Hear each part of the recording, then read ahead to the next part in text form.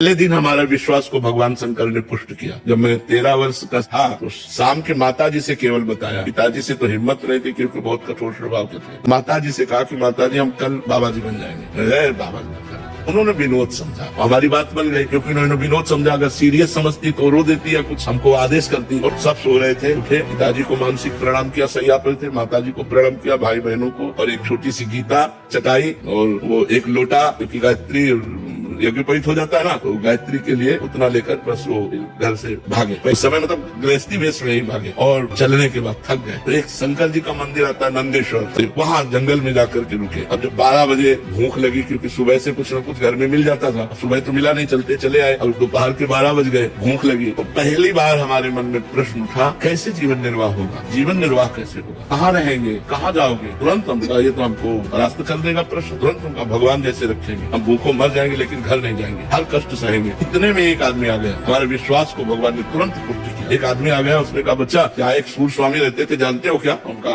यहाँ नए आए, हम जानते किसी को नहीं। कमंडल खुला, 1 लीटर दही होगा, मीठा दही, गांव की दूध गड़वा का लाल लाल दही, लाल रंग का हो गया। बोला तुम पी लो, अब हम वापस नहीं ले जाएंगे, उनके लिए लाए थे, वो है नहीं, तो आप पी लो। कुसंत कहीं चले गए होंगे, हमें सब कुछ लगे, हम कहा हम क्यों पी ले? बोले नहीं पी लो, महादेव जी की ऐसी इच्छा है। उसी लोटे में डाल के 3-4 लोटा निकला, छोटा लोटा था। जब वो गए तो 1 लीटर दही में खूब छक गए ना, और जो ही गए से शंकर जी कैसे पिल्ली को पकड़ के खूब रोए।